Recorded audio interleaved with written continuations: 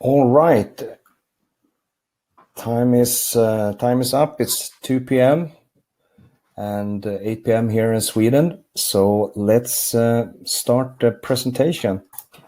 To start, my name is Magnus Hedlund, and I'm the EVP of Marketing and Sales at Forensiq One. And together with me is my colleague and the CEO and Head of Development at the company, Mr. Michael Bruitz. Hello, this is Michael here. And first of all, thank you all for signing up and joining this webinar. So today's webinar is we're going to introduce to you a new product in the market that we, together with Tiltech US and Tiltech Canada, is offering for the North American customers. And the product we're going to introduce is something called the Case Investigator. And what I will do is very, very quickly do a very short presentation. So then Michael will take over after me and do the fun stuff and showing the software. So let's get started, everyone. First of all, who are we? We are a Swedish company based in Stockholm, and we were founded last year, 2019, founded by me and my colleague Michael. And why we started this company and why we have developed this new product, the Case Investigator, is that we felt during our previous careers in the business that there is a need for a specific product that we felt when we communicated, when we visited customers around the world, that there's a lot of great tools, absolutely a lot of great tools, but there's still something missing. And that's the part in the market that we're trying to meet now. And what's also very important for us is us as a company is that we're working with and for our customers. It's not only that we are put together something based on something, we're also working together with customers. They're helping us in the development and testing, etc., giving us feedback, because we truly want to give our users a product that is made for them. And to really do that, we need to work together with you, our customers. That's very quick and easy about us. And coming back to the challenge that we felt in our previous careers, that there's a need in the market, and that is obviously the challenge that we're trying to meet. First of all, if you look at the digital forensics and investigation overall, there's an ever-growing amount of data. It is for mobile phones, computers, hard drives, CCTV, body cams, you name it. It's a lot of data in investigations today. It's not just one single phone or something like that, which I'm sure you all know already. And all this data coming from these multiple sources also requires multiple tools. There is not one tool that rules them all, to quote the Lord of the Rings. You have tools for phones, you have tools for computers, you have tools for CCTV, you have multiple tools, and this creates multiple reports because each tool needs to do a report for the investigator to take care of, and then that creates a very time-consuming work. I've been to numbers of customers in my previous career where people are sitting literally with, for example, a case of 10 suspects. Each suspect have at least one mobile phone, for example, and they sit there with 10 Excel sheets and trying to make sense of any of the data because, again, it requires multiple tools. So they don't just have one tool to extract the data. They need multiple.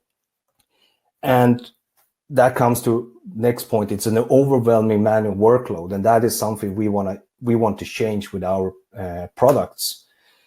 And also, the other tools in the market, once again, they're great, so nothing bad about them, definitely not, because they're required to get the data, but they are not initially and mainly done for investigators. It's for the forensic people that extracts the data, whereas we want to focus on investigators. So what we want to do is change in the workflow how investigators work. So if you take here the first pictures to the left here, this is a typical scenario that we see today if you go in the bottom, you have evidence. For example, in this case, 5 evidence materials. Each evidence creates a report to investigate, to work with, having here 5 reports to work with. And once it's done, it also, when it comes to court or just send the summary to their manager or in the cooperation with the prosecutor, it generates 5 additional reports. So it's still a lot of data. So what we want to change is, with the picture to the right, you still have 5 evidences, but what you do when you have the 5 evidence, you have created a report, is you ingest them to our Case Investigator that you're going to see soon. You work through the data, sift through and find the evidence that you need to present the case, and that also generates 1 report, simplifying, streamlining the work when it comes to investigation of digital evidence. So, next step, the Case Investigator that Michael, within a few minutes, gonna introduce to you. What is it? What is it we're trying to achieve? Number 1, it's a standalone software, so any Windows 7, Windows 8, Windows 10 computer you can have, install it on. It's also an open API, meaning that you can, with third-party vendors or other proprietary infrastructure that you have, you can connect with our software. Michael's going to tell you much more about it, but it also, with the open API, enables you as a user, if you want to build your own function and features to the software, we're happy to provide, enable that. We also, with the software, do things what we want to call persona-based, because we feel when you do an investigation, you do not investigate the evidence in the terms of the devices, the phone, the computer, the hard drive. You actually investigate people. So we have turned around the way of looking at the digital evidence. Instead of starting from the evidence, the device, you start with the person. And Michael is going to show you much more about it, how you start with the person. The data from example, the mobile phone is looked at as a metadata for the person. Next, as I mentioned earlier, you can ingest and aggregate reports from multiple tools, and get the full overview instead of, once again, have a separate files where you have to make sense of it, copy, paste, control, find, and all that stuff. Everything is in one place. And again, what we want to do is simplify and streamline the investigational work. And as you can hear, our focus is on investigators, not the forensic examiners. And in the end of it, once you've gone through your case, you find the evidence and so on, you create 1 report, which is make it much more easy for the person who you hand over the investigation to get an overview, rather than they also have to sift through multiple files, multiple reports, maybe have multiple tools to view the data. 1 report, simple and easy. So that was a very, very quick introduction of who we are and what we're trying to achieve. And I will now hand over to my colleague Michael, who will do the fun stuff and demonstrate the Case Investigator. Thank you very much. Okay, thank you, Magnus, for that. I hope that you can all see my screen now. Magnus, if you could please confirm that. Yes. Great. So what I'm going to show today is Forensiq One's first product. We call it the Case Investigator. And as Magnus already told, it's a standalone solution. It means you run it as a normal desktop application on your Windows machine. And we're first going to go over how to create a case, and then we're going to start looking at the case data once the case is created. So we're going to start. This is the start screen of the application. You'll see quite easily you can create a new case. You can open a case, or you can connect to a server. And we're going to start by clicking Create New Case button. And it will launch the case wizard. And there are a few mandatory steps, and there are a few optional steps. But the first thing you actually have to do is to give it a name. And just for the fun of it, I'm going to name it demo. And you can also select where you want your case to be stored. Then you press next, and now you're coming to the second mandatory step. This is where you add data sources to your case. And we're going to start by adding one file. And let's take one extraction and load it in. And the first thing the system is going to do is he's going to say, okay, you added one extraction that obviously belongs to a device, and that device is linked to a person.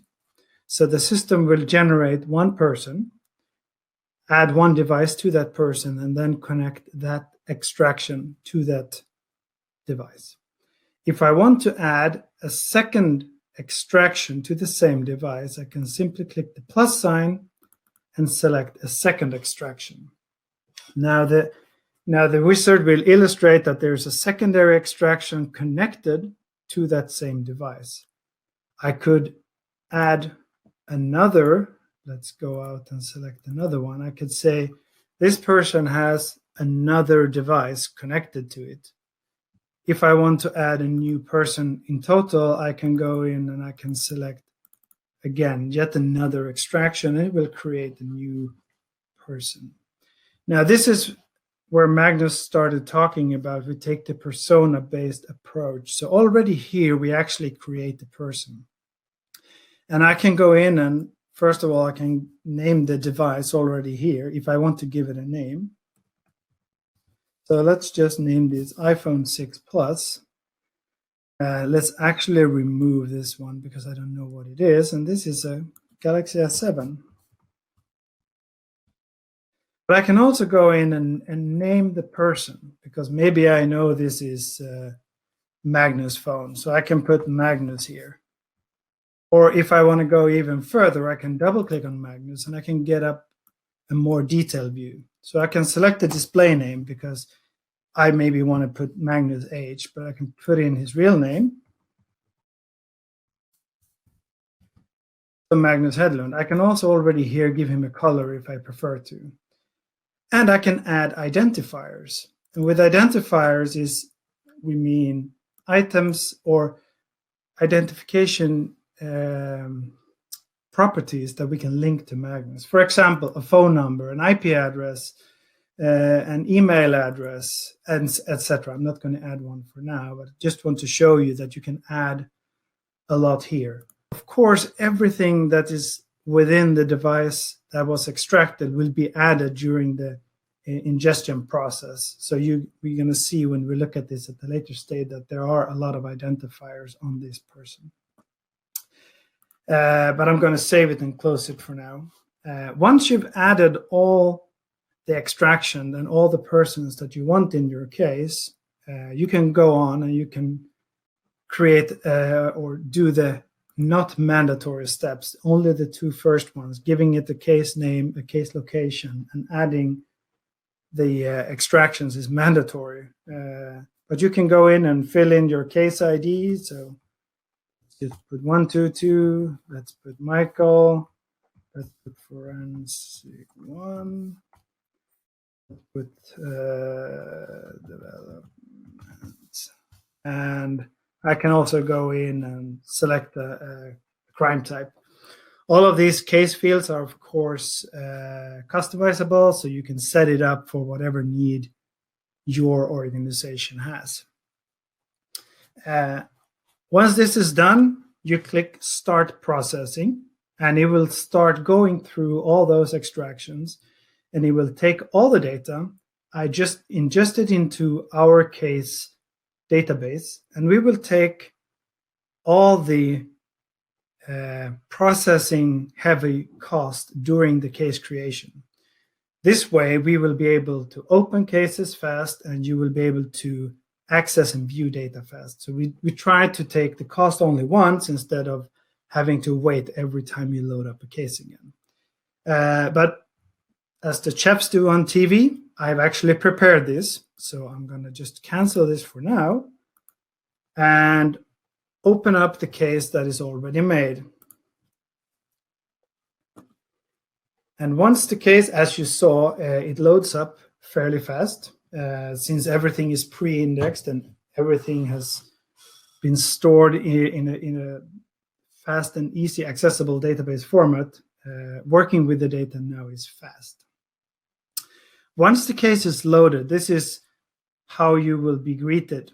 You will see an investigation summary page where you will see a summary of all the information from the case, along with summary information for all the devices that you have added. On the left side, you will see what we call the investigation menu. This is where you do the selection of data that you want to look at. And we try to do this as easy as we can, because we're trying to focus for investigators. We know that forensic examiners tend to have a lot of training, and they tend to have very good computer skill, which is not always the case when it comes to investigators. So we're trying to make this as easy as we can. And one of the things of making it easy is to put it in a logical way.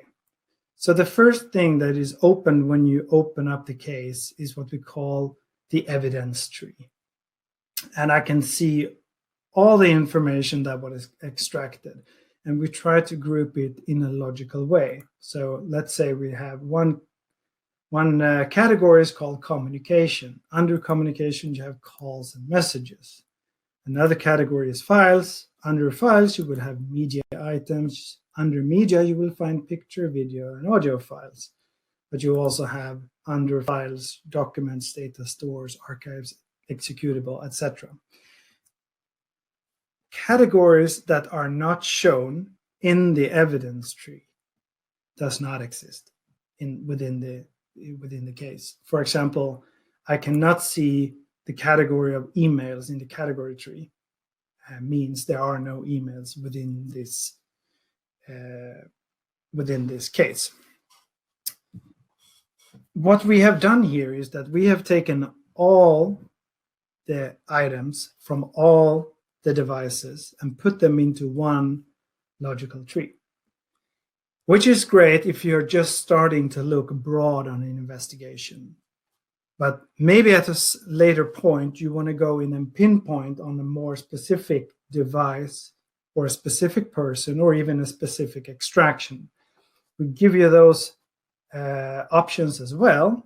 So by selecting the other three tabs we have on top of the category tree, we'll see that the first one is summary of everything. The second one is by owners. And I can see that if I just minimize them, I will see that I have three persons, Magnus H., Mike, and John Doe. They all have one evidence tree or tree of evidence data that we have extracted or that was added to the case. So if I only want to look at, let's say, calls from Magnus' phone, I can go in here, or from Magnus as a person. Let's say that Magnus had two different devices. I can do the same, but go in and look on the specific devices, and even go down to look at specific extractions that was added to the case. That is if you want to drill down from a different angle. Just a quick, I'm going to go over the other categories, but I'm just going to open up one category. So I selected files, and that means it will take all the files, all the media items, all the pictures, all the documents, data store, etc. And the system will try to select the most suitable way for displaying this. And many of the times, the system will select a grid, as you see on the screen now. Other times, as I will show you, the system will select a more easy-to-use view. For example, if you're looking at media items, you will see it in a gallery view. But the reason I chose this is that I want to go over a few of the details. Every time you open something from the investigation menu, a new tab will be opened. All the tabs are, of course, tier-off tabs. That means you can take them, you can rearrange them if you want to, you can put them on multiple screens. For now, I'm just going to leave it because I'm limited to this screen. Also, on top of every tab, there are a set of filters. What we have tried to do is that we make filters as basic as possible. We know that a lot of tools are out there that can do highly advanced filtering. But what we have found out through our research talking to customers is that many of them find it too difficult to use, so they tend not to use it, or they end up in situations where they don't understand what they're filtering on. So what we have done is that we have added one filter for every type of action you want to do. So if I just select the first one, it shows indication of filter by duplicates. And I have three options. Filter all items. That means basically the filter is turned off. I can say only items with duplicates, meaning only items that have more than one copy of this item. For example, if it's a picture, it's the same hash value, but it appears on multiple times within the case. Or only items without duplicates. Same thing, I can go with location data. I can select by if it has tags or not, if it has EXIF information, file size. So just select one for the fun of it. Let's go with large files. That means that currently I will only see files that are between 500 kilobytes and 5 megabytes. And what happens when a filter is active, the background turns dark blue to clearly highlight that this filter is now currently turned on and you're seeing a subset of the data you were looking at a second ago. I can, of course, mix and match. So I can go in and say only items with duplicates, and I can add as many filters as I want. If I want to remove them, the easiest way is to use the clear filter button, and it will take away all the filters. Also, on some of the views, I have the possibility to group. So for example, if I'm looking at files, I can say, let's group all these by file path. And the system will nicely and easily put these in a group of the file path. So it's easy to see, okay, what other files were stored in the same location, for example. If I go in to look at communication, I could maybe group by to or from instead. Also, what I want to show before we move on is that once you have an item selected, it will pop up on the detail window on the right side. And there are a few things that we have done on the detail window that's maybe not so standard. The first thing is that up in the right corner, there are two arrows. And in this case, it shows 4 out of 4. That means that there are actually 4 copies of this image existing within this case. And by using the arrow buttons, I can easily swap between the different copies. I only have to look at it once, but maybe I want to see, okay, where are the other ones stored, where they're different file name, etc. We're also showing where the evidence originated from. So I will see a picture of a person. If I hover with the mouse, I will see, it says Magnus. It came from the iPhone 6 and from this extraction. I can also choose to have the header expanded, and I will always see where did it originate from. So if I swap between the different items, I can see that they come from different extractions easily. So that is a little bit about the detail window. Also good to know is that when you're doing a search versus a filter, so there's always a search bar, which is actually a filter bar within each tab. So if I put JPG here, it will only do a filtering on that tab, versus if I do a search up in the search bar, it will search for it and will display a search result of that data. So let's search for something. Let's put just hi in Swedish and see if we can find something. And it will search across the entire case, and it will display this in a list view. And the reason for being a list view is that it could be a lot of different types of data artifact types that will be shown here. And it's hard to mix and match. If we would have chosen a grid, you would see a grid with maybe hundreds of columns, and it will render the view useless. So that's why we've selected a list view here. But what we have done differently here is as well that when you're closing this one, now it's fairly fast because it's not so much data in this case. So searching goes quick and easy. But pretend that you have added 200 hard drives and 300 phones. It would probably take you a lot longer to search. So long that if you close the search result, you're going to cry if you want to do the search again. So we actually store them. So if I go on the evidence tree or on the investigation menu in the top, I can see a little search glass. If I click on it, I will see all the searches I have done. And I can very easily go back. And if I want to open this one up again, I have the search result right there. This means you also have a search history of what you have searched for previously. I can see I've searched for Hey, I've searched for 2018, I searched for Handover for three different times for no obvious reason, and then I searched for Hey again. Meaning that if I want to start wondering, okay, what searches did I do during my investigation? It's all here. And in the upcoming release, we're also going to add a possibility to add a comment or a note to your searches.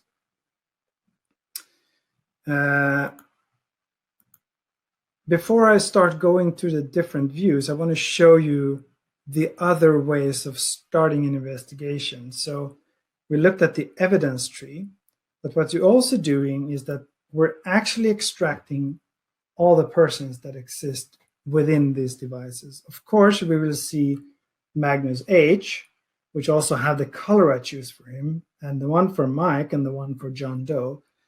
Besides that, we will see all the persons that we have managed to extract through contacts, through calls, through messages, through emails, and we will add them here. So if I want to start looking on a specific person, let's say I want to look at John Doe, I can open it up and I can see, okay, the name is John Doe. What are the other identifiers that we have found on John Doe? And I can also see all the artifacts that we have managed to link to John Doe. So I can see that there's 11 text messages, 25 calls, and 1 contact linked to this John Doe. If I want to go directly to the calls, I can simply press the calls button and it will load up all those calls. I'm going to close the calls for now. I was going to talk a little bit about the roadmap in the end, but I'm going to cheat and say a little bit already now. So what we're working on currently is a timeline underneath these artifact summaries. So you're going to see how this person has been active or been communicating within the scope of the data. So you can see, let's say that you have investigating a robbery, and you see that, okay, this person was very active doing calls and messages up until half an hour before the robbery, and then there's nothing for 3 hours, and then there's a lot of activity again. Maybe you can see, okay, the timeline actually fits the timeline of the crime. Maybe this is worth looking into, or you can see that, okay, this guy was obviously chatting with 20 different people during that time. Maybe I put him aside for now. So just to give you a head start of who to look for. Now the person dashboard will also be added with other features in the future, such as linking pictures to it showing locations where this person had been active, showing linking to who he's been communicating with directly on a link diagram, etc. If I want to go in, I can edit also John Doe, because I can open up the same window we had during the case creation. I can see that here's a telephone that was added. I can now add more identifiers. So if I know that during the investigation, I realized that, okay, John Doe has a secondary phone number we didn't know, I can add that phone number, and it will automatically link any item that matches that identifier into the John Doe. So those items will be linked up under these artifact summaries as well. Just to give you a way to start the investigation from different persons. The third one of the items in the investigation is what we call the extraction diff. I'm sure that many of you have been working on cases where you have multiple extractions from one device. Excuse me. It could be that it's a high-profile case, and just to be sure that you managed to extract all the evidence, you've done the extraction with 2 different tools. It could be that you're using a tool at one point, and at the second point, there's a new release, and the tool can extract more data. Now you're ending up with multiple extractions of the same device. As you saw in the case wizard, I could add multiple extraction to one device. When you're doing this, we automatically look for what items are the same in these extractions and what items are not the same. And we create what we call a diff tree. And for, let's say, I'm going to minimize the 3 of them. And if I go on to, for example, the Galaxy S7, I can see that basically this artifact tree contains a lot of items. It's because those 2 extractions were completely different. They were made, one from files and one from everything but files. But if I look on the iPhone 6, I will see that there's only a few artifacts that are not the same. For example, I know that there were over 100 messages in the iPhone. I know that there were a lot of archive files. I know that there were more than 2 browser history items. So what we're doing is that we're automatically putting those 2 extractions on top of each other and creating this evidence tree, but removing everything that is exactly the same. So if I go in, for example, and looking at let's take the browser history, I can see that there are two browser history events in here, and they look fairly simple, except that the timestamp is off by 1 second. I don't know if it's easy for you to see, but I can see that it's 7:45:25 on one and 7:45:26 on another one. Could be the result of a fixed decoder. Could be that one extraction, in this case, it was existing in both, but it could be that, for example, a deleted message was extracted from one device and not from the other extraction. So giving you an example, if you're having a phone with 10,000 messages and you're extracting it again with another tool and you now get 10,001 messages, the question you're asking yourself, what is the difference? And what you might think is that there is one more message. Yes, that is correct, but it does not tell you that the 10,000 other messages are the same in these 2. They actually might be different. So what we can do is highlight and show you what are the differences between these 2. Just doing a redecode of, for example, an XRY extraction, we can tell you what was the difference between the original and the redecoded one. So just another feature that can help you in your investigation work. The fourth one up here, you can see on what data is tagged and also if you have using image classification, you can see what pictures have been classified what. I'm not going to go into details of this. I'm sure you're all familiar with it. And just to give you an idea, if you're adding information from a UFED or an XRY, those tags will be automatically brought over into the case when you're doing the import. Let's jump into back to the data a little bit, and I want to show you what I meant with when we're trying to display items in a natural way. So if I go back and I select, for example, media items, the system will open up a new view, but instead of showing me the old and boring grid view, it will open up a media view.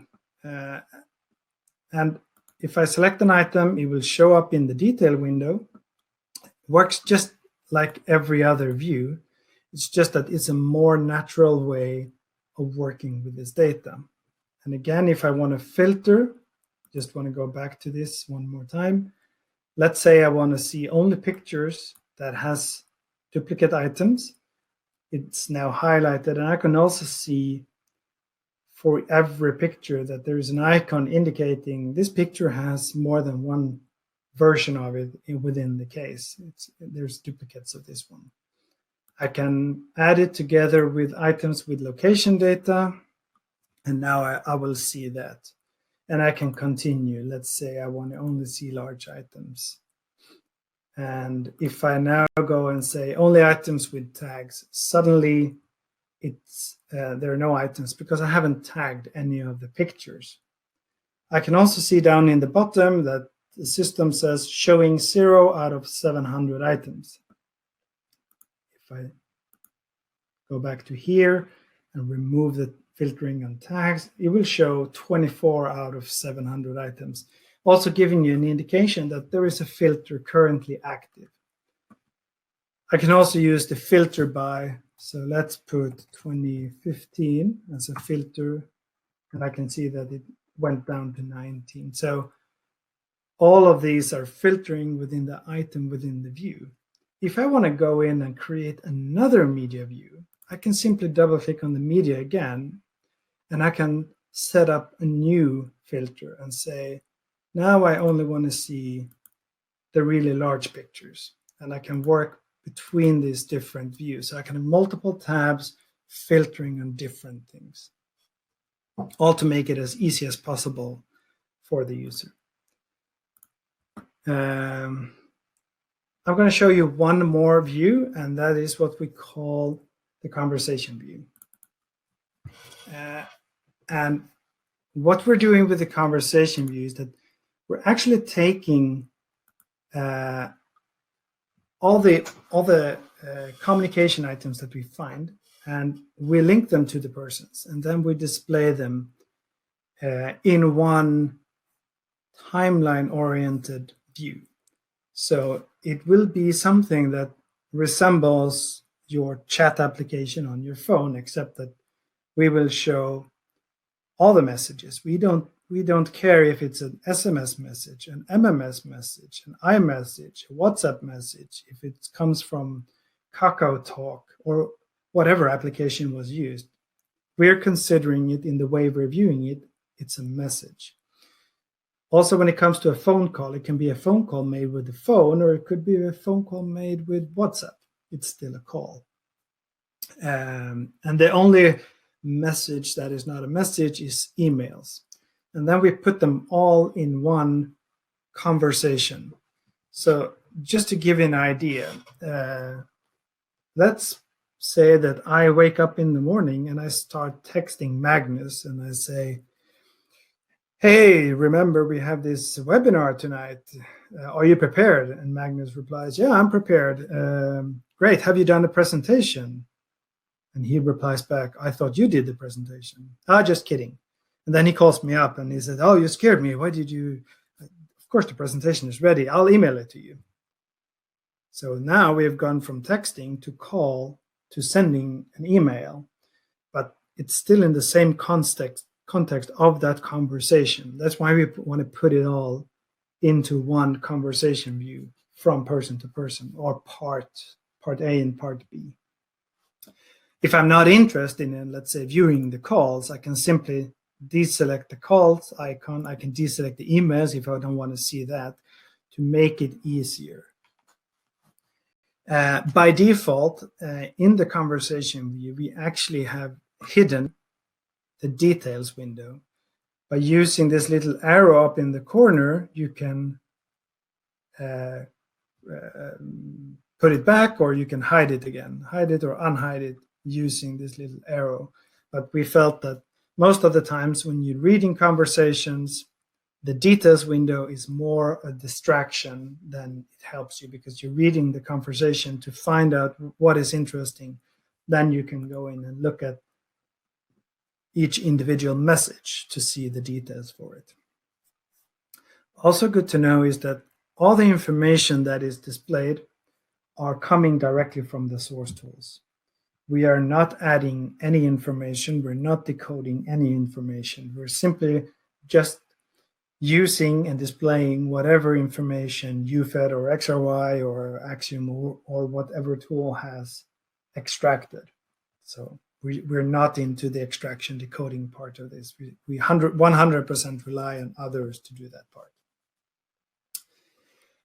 You will see in the list here as well, all the participants, the last time when an event occurred, the number of times, to make it easier for you to go through the list to look at the different conversations.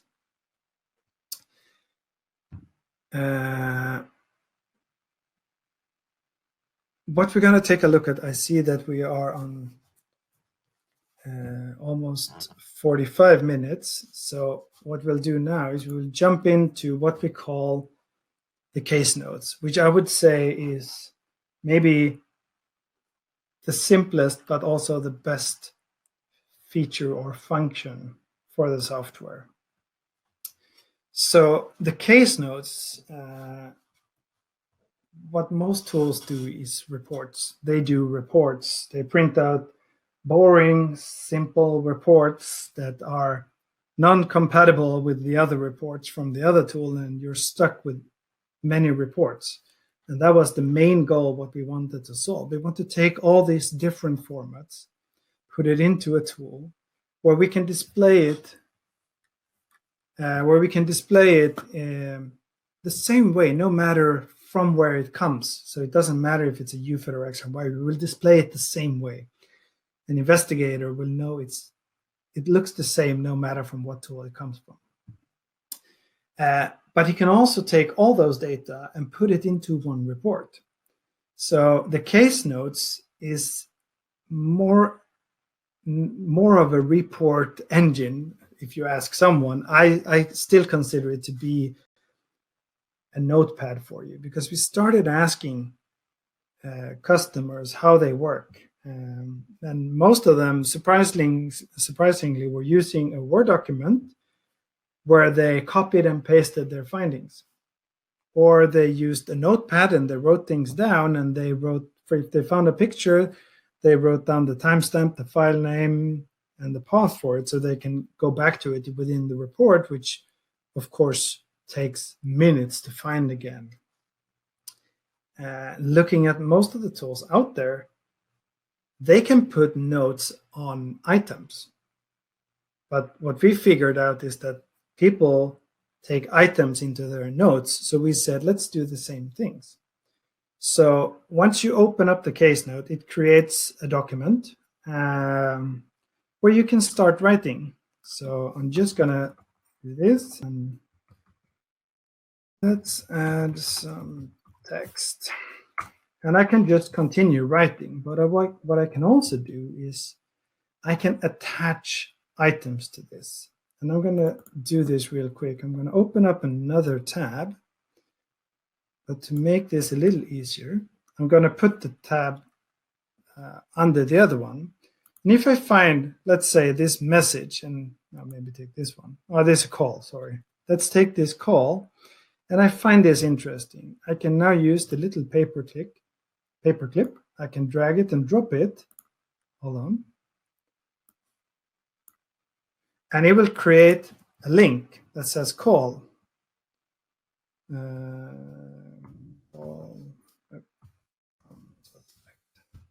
Now I can continue to add my notes in here. Just going to close this for now. And when I go through my notes, because we all know that the investigation is not a 5-minute job, they tend to take a long time. I can now go and see, okay, I found this picture. If I click on the link, it will bring back that picture. If I click on the text message, it will open up that text message. So now I can work with this and continue to look at it. But what I can also do, which makes it even better, is that I can save this one. And let's close, I should not close the entire thing, but I'm going to minimize this just for a little while. Sorry, wrong folder. And it actually creates this in a Word document. So I can take this now. Maybe I want to go into an interrogation. I want to add some notes. I want to bring this home and work on it in the evening. And I can do that. And I can also add more stuff here. Let's just do this for the fun of it. Save it. And when I'm done, I can just go back to my case, bring back the case notes again, and continue working with it. So it's not a report that you're only working within the tool, but you can work with it externally. When you're done, you can simply click the PDF generate button. And now it will take all your notes, replace the hyperlinks with the actual item within your report. This way you have now created a report with the actual item and your data that it originated from. Just a way for you to make this an easier and more normal process. So that was the case notes. I know that I forgot one thing when I started talking, and that was the API approach. And as Magnus mentioned in the beginning, this is actually, it seems like a very small thing, but we find it very important. Everything within our application, I'm just going to show you in the about, is built on modules. So the data, or there's a module for importing UFID files. There is a module for importing CSV files. There is a module for example, being able to view items on a map with an online map. There is one for the conversation view, the grid view. All of these are modules. So the entire application is built up on modules and can easily be replaced, meaning if we want to do a new view that shows, let's say, contacts in a contact card way as you have in Outlook, we can simply just generate that module, drop it into a folder, and it will work. You don't even have to restart the application. But this also enables US customers or our technology partners to integrate with our tool, meaning anybody will be able to write modules for adding data to the system. They can create modules for exporting data out of the system. This would be maybe someone wants to add connection to an internal system. Now they can add both an import and output module, and now they can have a connection to an internal system. They can pull data from and feed data to. All the views, as I've showed you within the system, are module-based, meaning if someone would like to create their own module to view, let's make a 3D map. You want to create the 3D map view to display items on. You can do that. We will never do that. But if a customer wants to do that themselves, we will give them all the tools they need to manage that plugin themselves. Also for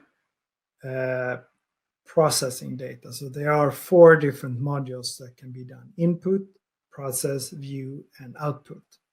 All of these we will give to anybody who wants to develop for the application, either if they want to do it only for their own use, or if they want to share it to the community, or if they want to sell it. It's up to whoever creates a module for it. That also means that anybody could basically rewrite the entire application, since everything you see on the screen is done with modules. Anybody can rewrite the module that fits their need. I think I have covered it all. It's now 10 minutes left, I believe. Magnus, can you fill me in? Have I forgotten anything? No, I think, as you said, we covered it all. So what's remaining of this session before we open for Q&A is, Michael, you're going to do a little bit roadmap, telling a little bit some fun stuff, what's coming. Also, what is also available, I hope you guys who participate in this webinar can see it. There's a button with a nice little offer for you who have participated here. So do click on that and take part of the nice offer Tealtech together with us is offering. So Michael, wrap it up. Oh, thank you. Yeah, so just to go back on the roadmap, it is a brand new product. I mean, we're fresh off the boat. We've done a lot of time put into the core, and now we're having a fairly expansive roadmap over the year. And I'm not going to put dates on everything, but just to give you an idea, I mentioned already timeline. So we're adding a timeline in the upcoming release. There will also be a link view or a connection view, how you want to see it, where you will be able to see who is connected to who. Actually, the computation of that is already done within the database when you create the case. It's just that we need to do the displaying of it. We will add face detection recognition during the year. We will add more data formats, which is probably the most important. The next one in the pipeline is support for EO1 files. We will add a few other views as well. I'm not going to go to detail to them, but we're also going to do a lot of improvements. I know that many of the companies out there are creating products and pushing it out to customers, but forget the refinement. We think it's very important to refine whatever function you're having, because we're currently, even though we've asked customers a lot of the features and functions they need, we are aware that some customers have their own ideas. We would love to hear your input. So some of the things, we will do a lot of improvement on the map view. I didn't show it today. There will be a lot of improvements on the grid view, the communication view will get a nice upgrade. So we will continue to work on those. We will have a much improved speed when it comes to case processing, the part where you create the case. But also, if you're interested in the product and you say, hey, it seems to be a great tool, but I'm missing whatever feature you're missing, talk to us. We're doing this for you. We're not doing this for us. We would love to hear what features would be there to solve your problems or our common problems.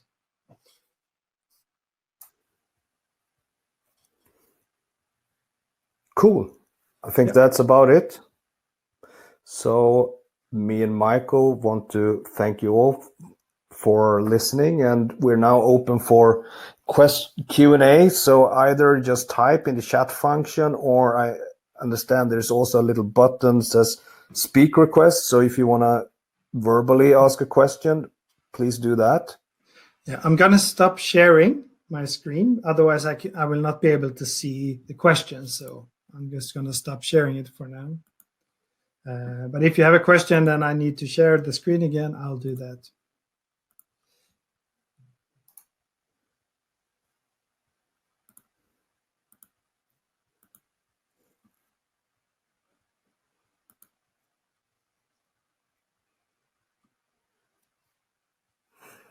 While we're waiting for eventual questions, if you find this interesting and you want to try it out.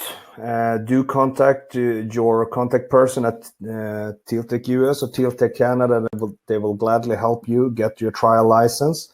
And again, there should be a button there in your view where you also get a nice offer through Tiltech Canada US for those who have participated. Michael, we got a question here from one participant. I'm not sure. Yes, I can see. So the question is about the call detail records or CDRs. Yes. First of all, we will add support for CDRs. We're currently exploring the different ways of doing this. As you're all familiar with, there's as many different versions of call data records as there are sandcorns in the deserts. So either we will concentrate on doing the major ones and do a common format, or we will do like an import wizard where you as a customer will be able to define the columns for it to be able to import it. It will definitely be added during the year.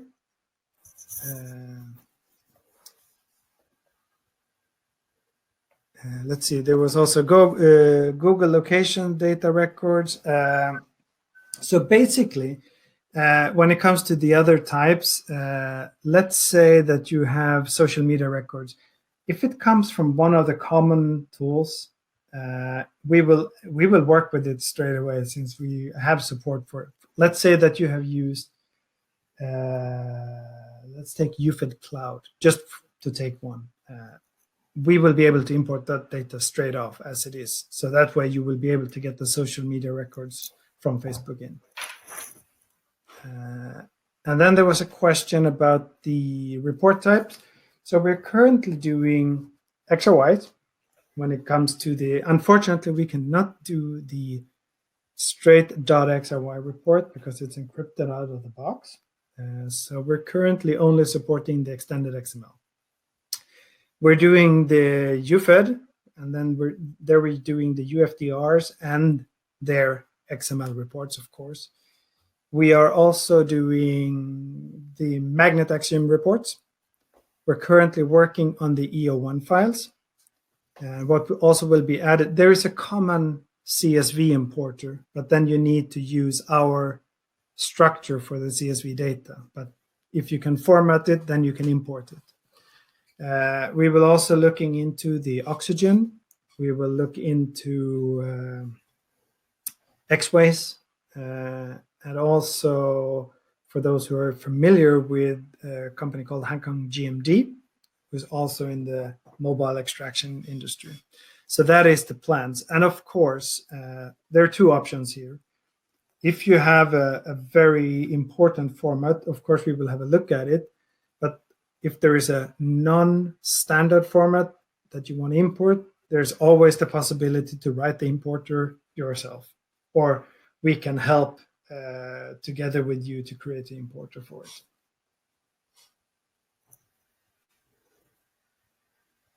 I hope that answered the question. Anyone else who have any questions?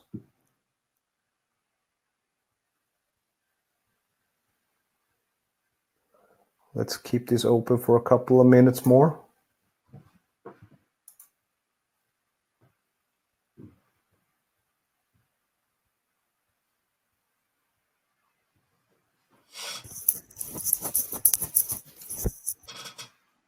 If no other questions, again, me and Michael, we want to thank you all for logging in and listening to our webinar, and I dearly hope that you all found it very interesting, and this is something that you feel can fit your organization and your work,